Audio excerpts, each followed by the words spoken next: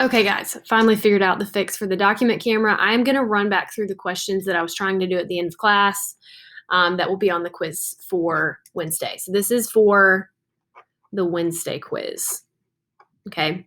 All right. So for this first question, remember, guys, the division rule says that if I'm dividing the same base, I need to subtract my exponents, which in this case, they're both fractions.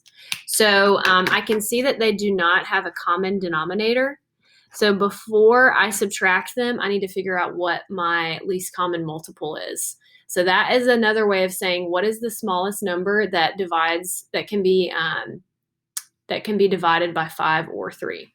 So if you think about 5 times 3, that's 15. Typically, your least common multiple is just those two multiplied together. So 3 into 15 is 5. 5 times 1 is 5.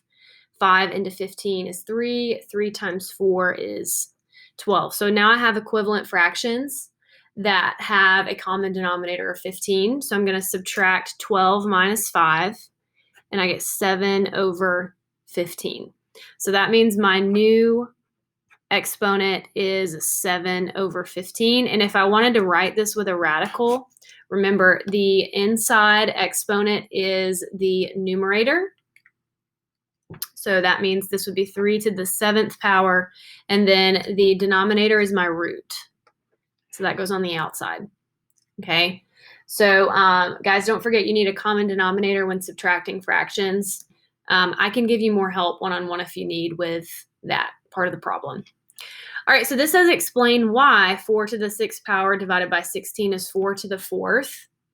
So guys, I can see that I'm dividing, and remember when you use the division rule, that's subtracting the exponents. And I can see that this is 6, and they ended up with 4 to the 4th. So they had to have subtracted 2 from 6 to get 4.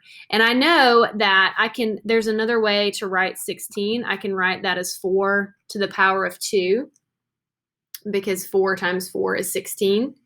So that means that I could rewrite this question as 4 to the 6th over 4 squared equals 4 to the 4th. All right, and then for this third problem, my inside exponent is 2.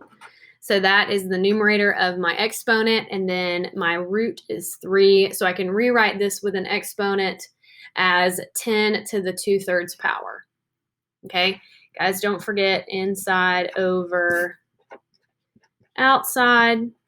And then for this fourth question, I have a power raised to a power, so I'm going to multiply those fractions. 1 times 2 is 2. 2 times 3 is 6. And if you notice here, these really could cancel. I know that will reduce to 4 to the 1/3 power. You could also think of it as if you divide the top and the bottom by 2, you get 1/3. Just reduce that fraction. All right, and then as a radical expression, that is 4 the 1st power. I don't have to write that out. The 1 is understood, and this is the cubed root of 4. Okay. All right, if you have any other specific questions about the quiz, please let me know. Just send me a Schoology message and I'll do a video on those.